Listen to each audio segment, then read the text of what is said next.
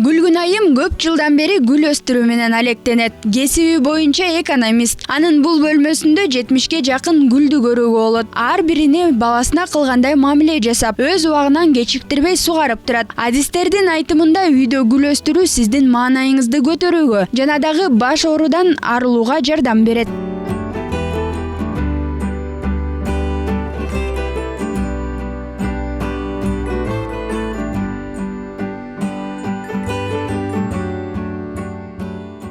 Негизи гүл менен хоббим болгон үчүн ошо эртеден кечке эле ошо гүл менен алектене берем. Могул гүл малачай мийле деп коет, почти постоянно гүлдөйт да.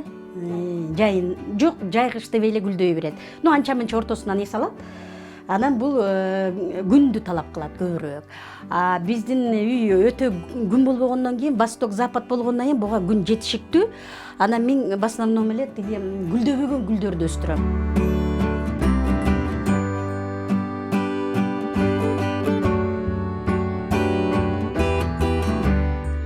Бул жерде көптөгөн гүлдөрдүн түрү бар.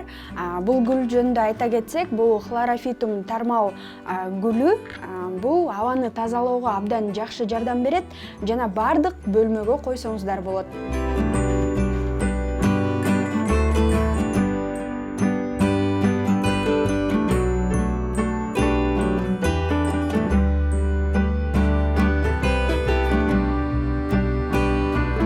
Каарманыбыз гүлгө жан дүйнөсү менен жакын болгондуктан кайсы жака барбасын, үйгө гүл көтөрө келет. Гүлдөр бир четинен адамдын психологиясына жакшы таасир этсе, экинчиден бөлмөдөгү жаман жыттарды өзүнө сиңирип, таза аба менен камсыз кылат.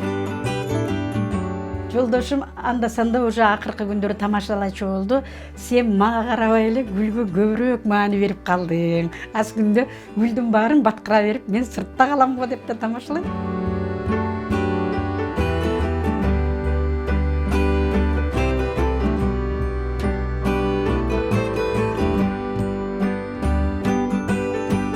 Малачай милялар сууну көп талап кылбайт, например.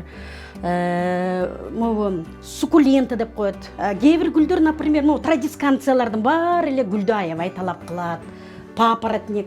Мына могу жерде домашний камыш деп коет. Бул ушундай күндү да жакшы көрөт, ушундай сууну да жакшы көрөт. Үйдө өстүрүлүүчү гүлдөр белек катары абдан жакшы вариант десек болот. Гүл дестени сиз жакын адамдарыңызга белек кылган соң, ал бир жумадан соң соолуп калышы мүмкүн. Ал эми бул гүлдөрдү көп жылдар бою өстүрүүгө болот.